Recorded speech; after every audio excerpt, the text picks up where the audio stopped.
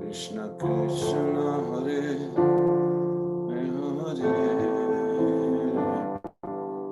Hare Rama Hare Rama Rama Rama Hare Hare Hare Krishna Hare Krishna Krishna Krishna Hare Hare Hare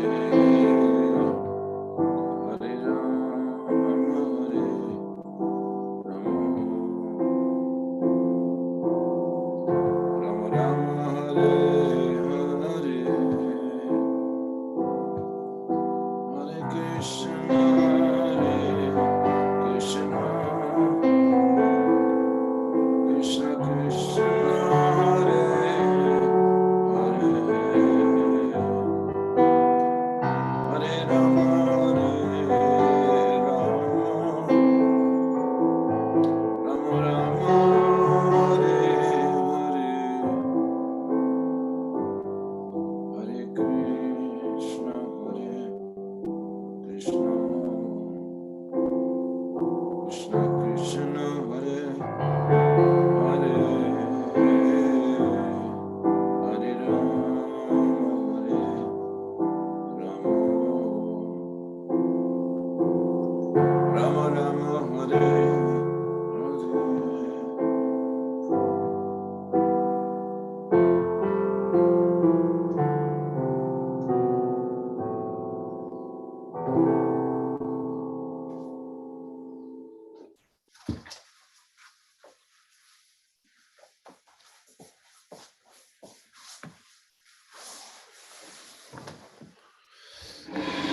Good morning, devotees. We are reading from the Srimad Bhagavatam, 4th canto, chapter 26, verse number 22.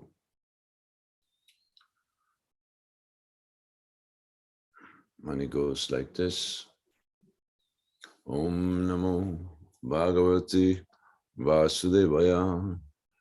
Om Namo Bhagavati Vasudevaya. Om Namo Bhagavati Vasudevaya.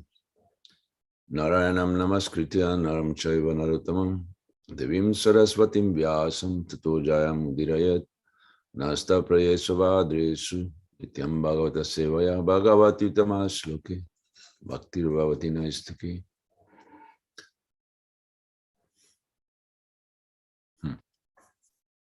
Paramo Nugrahudando Brityeshu Prabhu Narapita Balona Veda Tatamvi Pandukrityam Amarashana.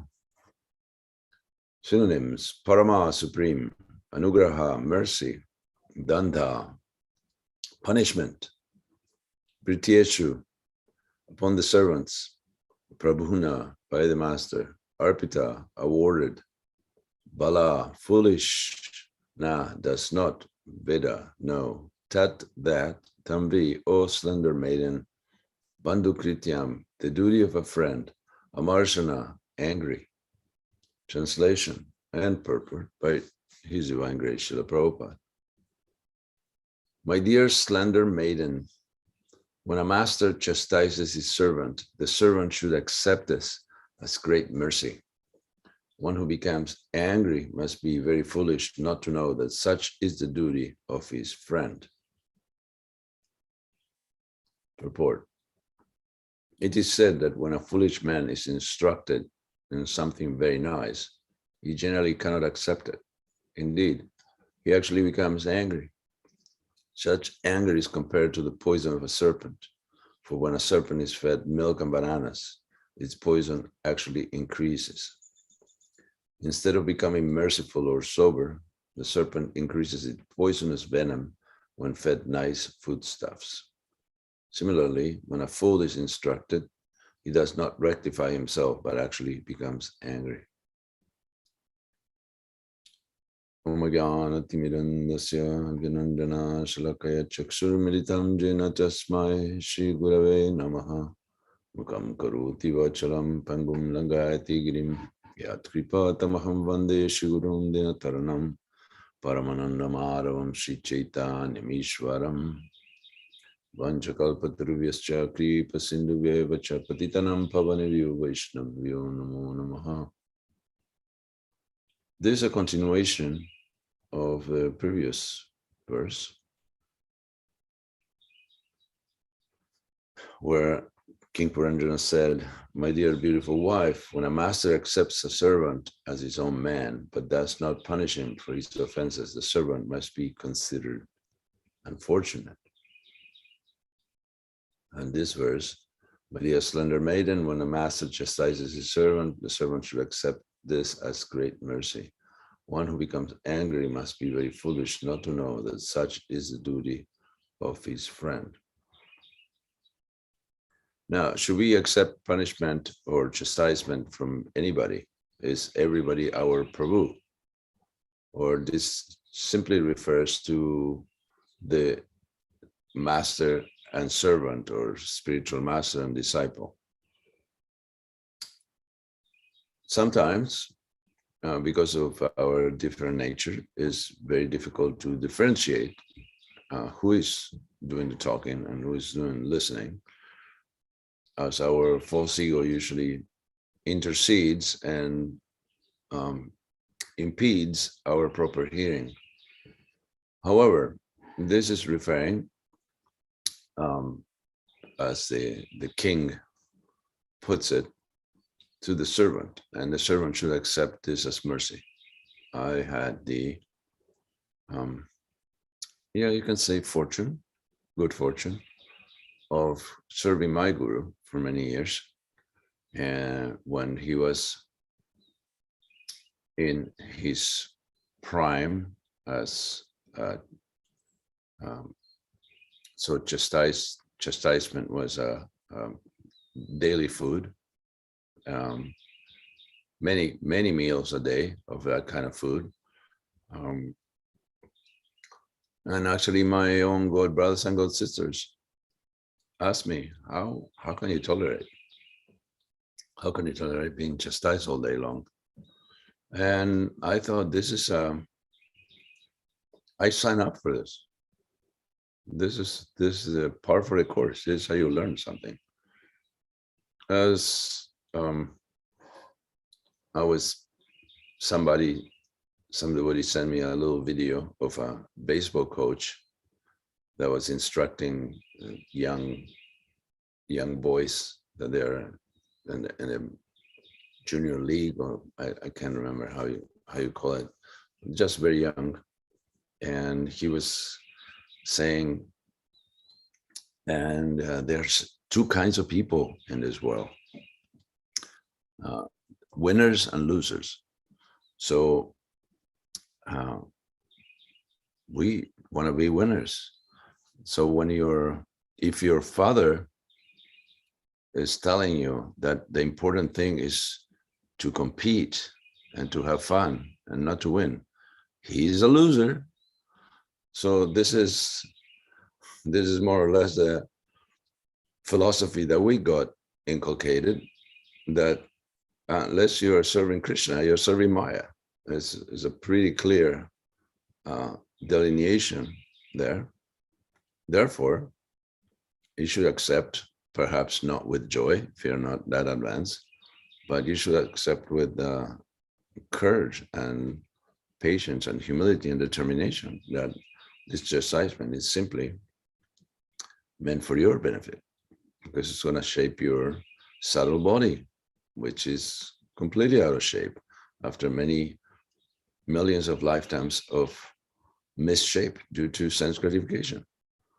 So our subtle body is not shaped properly. It's not accepting the right instruction. It's simply filtering whatever suits our mind and senses.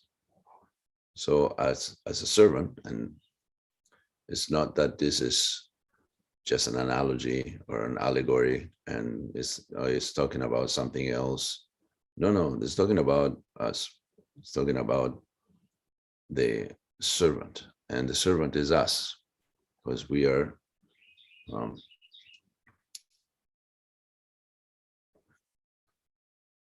Jivera Swarupa Hoy, Krishna Nitya Das. This is what we are. We are servants perennially. And if we have any other ideas, they're off, because that's our real identity, that we are servants. So it's the duty of a friend. And that's when we see that the mind could be our best friend and our worst enemy. So when our mind is our best friend, is actually placing us in the position of a servant. And otherwise it's giving bad advice, because there's something that we are not. We may pretend.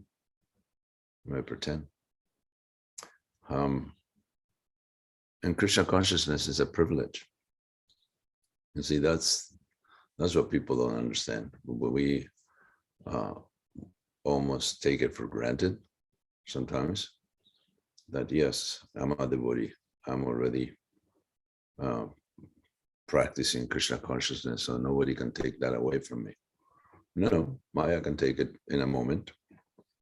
And we should always be in the position of a servant in a situation whatever situation it is.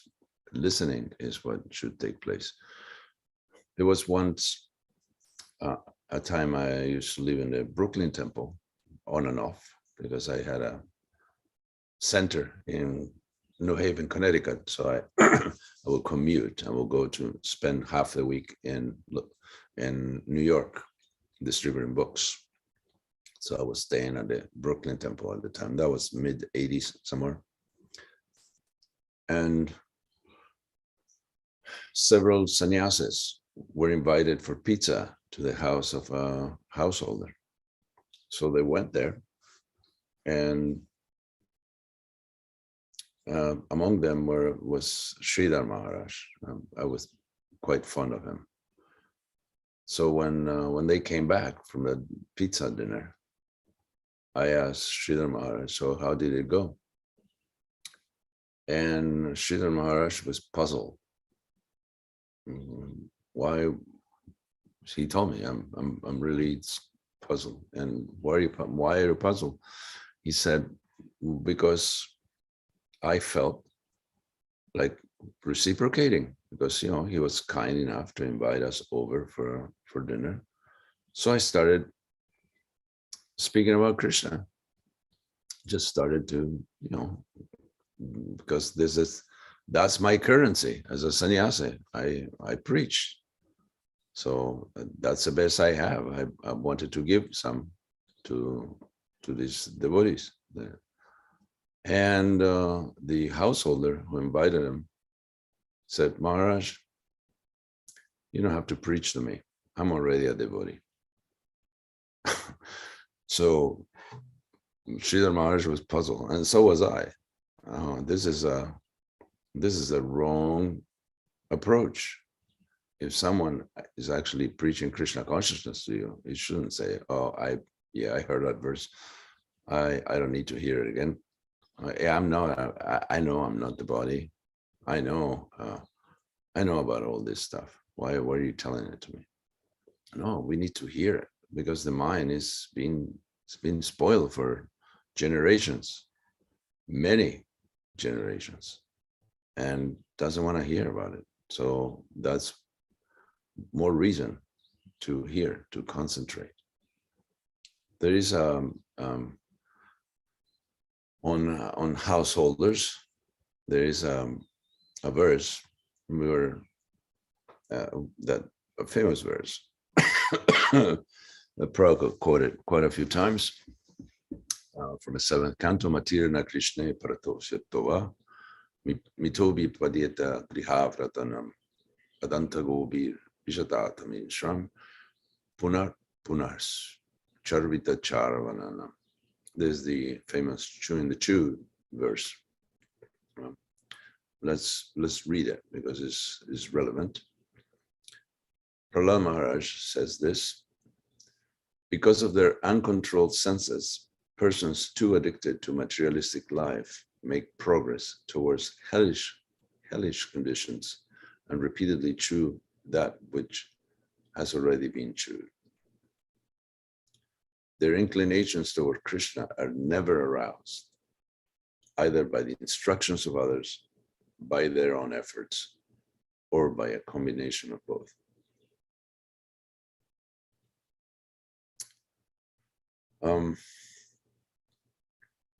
In the purport, in this verse, the words Matirna Krishna refer to devotional service rendered to Krishna. So-called politicians, erudite scholars, and philosophers who read Bhagavad Gita try to twist some meaning from it to suit their material purposes, but their misunderstandings of Krishna will not yield them any profit, because such politicians, philosophers, and scholars are interested in using Bhagavad Gita as a vehicle for adjusting things materially. For them, constant thought of Krishna or Krishna consciousness is impossible. Matir na Krishna. That doesn't happen. Na means no.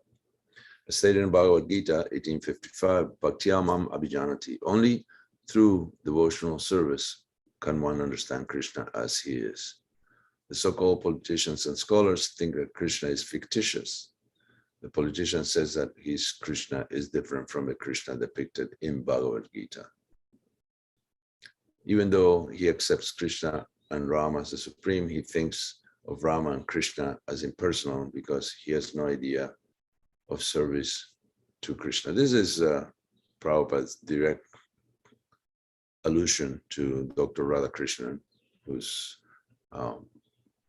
Gita translation he would use in the early times before he translated his own as it is. But those who say that Krishna is not really Krishna, is the inborn primeval within Krishna, which doesn't make any sense.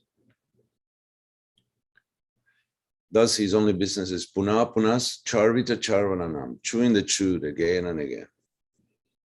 The aim of such politicians and academic scholars is to enjoy this material world with their bodily senses. Therefore, it is clearly stated here, those who are grihavrata, those whose only aim is to live comfortably with the body in the material world, cannot understand Krishna. The two expressions, Grihavrata and Charvita Charananam, indicate that a materialistic person tries to enjoy sense gratification in different bodily forms, life after life, but is still unsatisfied. So there is, yesterday, we have a retreat here with about 30 people, to whom, to most of them, is the first contact with Krishna consciousness. So how do we introduce Krishna consciousness to them? Because this is not direct, what we call a direct preaching program. It's kind of body, mind, and spirit, kind of like a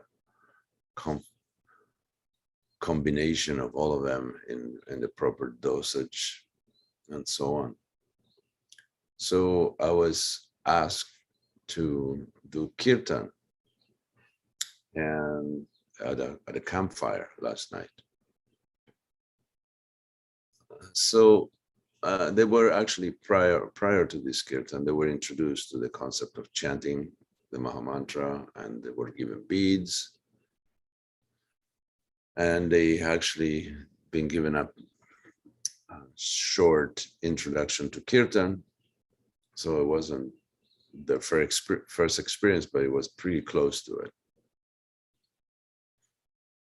So I started singing, and although I did explain very briefly that it wasn't a concert, that it needed the participation of everyone, and this is a process of millenary process of yoga meant to free the mind from the shackles of the material world, anxiety, depression, and so on.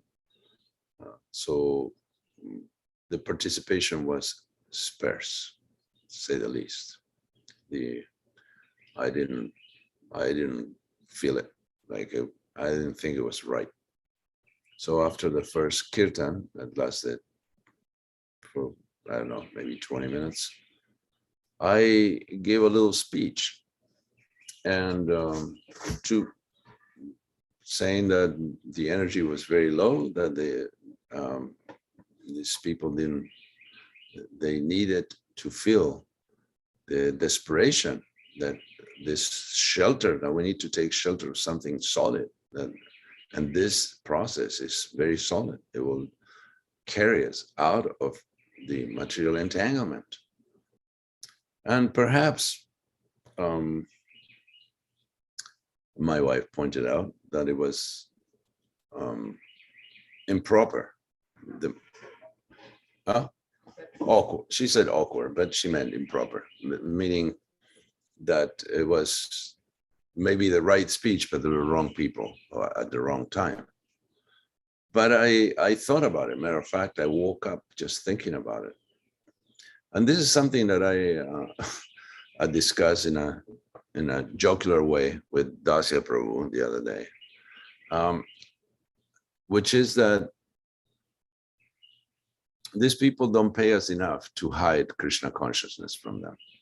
There's these courses that you pay thousands of dollars, and they change all the words, and they tell you about the universal, the divine, the mother, the nature, the vibration, and the realization. They put all these words, and what should be very clear, we are individual souls lost in space, and we need help. We need help right away. So, okay. So the speech was maybe because these people, they had no idea. They were hit by it. But I thought I reflected about it later on, and I thought, well, this is how you fish. You cast a net and just pull it out, and you may get a few rocks, and some fish may escape, but you may get a few good fish. So maybe that was what it was intended, that those who could appreciate what I said and not how I said it or to whom I said it, they may be able to be shaken about it, that they actually may understand. Yes, maybe he's right. Maybe I should feel the desperation because I spoke about the future meaning death, old age, and disease, not particularly in that order. So if that is the future, you better find some shelter because the future is not very bright. So take shelter of the holy name, as that's all there is, as Bhaktivinoda Thakur would say. And so, how do we? First of all, the people that came to this retreat, I don't believe they're ordinary, as they wouldn't be here. They wouldn't be in a holy place like Gitanagari if they were ordinary. They wouldn't be chanting Hare Krishna or listening to the mantra or mingling with devotees or eating prasada. So let's see. Let's shake them a little, filter, and see who's really ready for the process of Krishna consciousness. And again, if they pay thousands of dollars for the sponsors of the festival and the retreat to hide all the crucial words that may hurt their feeble sensibilities about the absolute truth, but they don't pay that much, so they should hear it straight. They should hear some Krishna consciousness without any filters. And that's what I thought. I may be wrong. So in this verse that we read today, we're talking about chastisement, punishment. And there are instances where Lord Chaitanya himself, he punished his servant that got attracted by the gypsies. He punished Junior Haridas because he broke, although it was very mild, he kind of broke his vow as a sannyas. And but eventually they all got the mercy. So the mercy is there. Prabhupada said, when asked by some disciple, how can I get your mercy? And Prabhupada said, the mercy is like a tray, is there. It's just up to you to go and grab it. So how do we get the mercy? By pleasing the master. Because there are two ways to serve. There's two ways to love. To do what you want to do for your master or for your lover, and to do what your lover or your master want you to do. So one is of a much higher quality. And that's what one should aspire to do. Even one's own desires should be subordinated for the sake of the master's desires. It's not that I have much more to say, but Divya and I have to go to the kitchen and start cooking for the lunch and Rajboga and lunch for all the retreaters and the local devotees as well. So it's maybe 50, 60 people. So I will beg your permission, unless there are any urgent questions or topics that we should discuss, I will ask you to let me go. And I'm sorry if I cut it a little short today. So any pressing questions, comments, anything you would like to say?